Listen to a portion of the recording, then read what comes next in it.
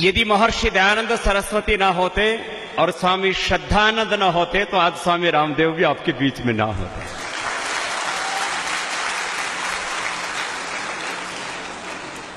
लोग पूछते हैं गुरुकुल में पढ़ने वाले देश और दुनिया में क्या काम करते हैं। अब मैं जब देश और दुनिया में जाता हूं तो लोग कहते हैं तो ऑक्सफोर्ड, हार्वर्ड, स्टैनफोर्ड वाले पीछे रह गए, गुरुकुल वाले आगे बढ़ गए। यहां 1902 से गुरुकुल कांगड़ी की स्थापना से लेकर के और महर्षि दयानंद सरस्वती ने जो पाखंड खंडनी पताका यहां पर लहराई थी, आर्यों का तो बहुत बड़ा तीर्थ है ये गुरुकुल कांगड़ी।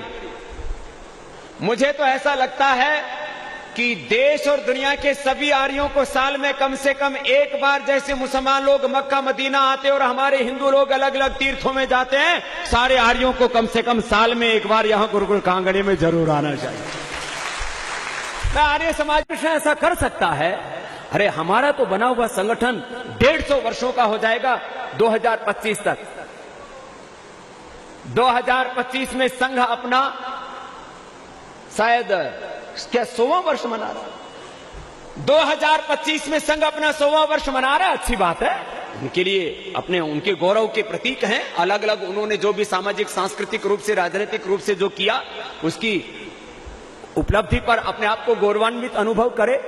लेकिन संघ से भी पुराना, सबसे बड़ा देशभक्त, सबसे बड़ा वैचारिक, सबसे बड़ा आध्यात्मिक और वैश्विक संगठन है तो वो आर्य समाज है। इसको नहीं भूलना चाहिए। उसको आगे बढ़ाने के लिए ऐसा करना चाहिए। 2025 तक कुछ बड़े, शाम को 5 बजे से लेकर के 10 बजे तक टीवी के ऊपर एक ज्वलंत प्रश्न होता है, किसने देश के लिए क्या किया?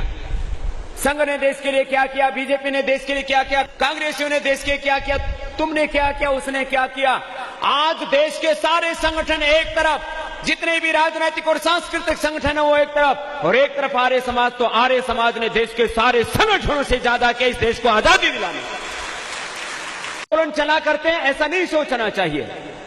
यह एक अलग प्रश्न है कि यदि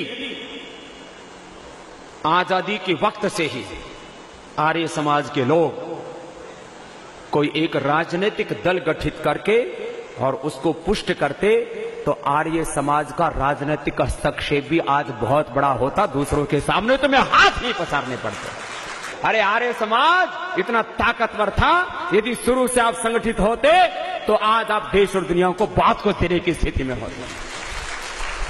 अरे महर्षि दयानंद जैसे शेर के पुत्र होकर के आज तुम अपने आप को दरिद्र महसूस करते हो, ये तो हमारे लिए शर्मिंदगी की बात है।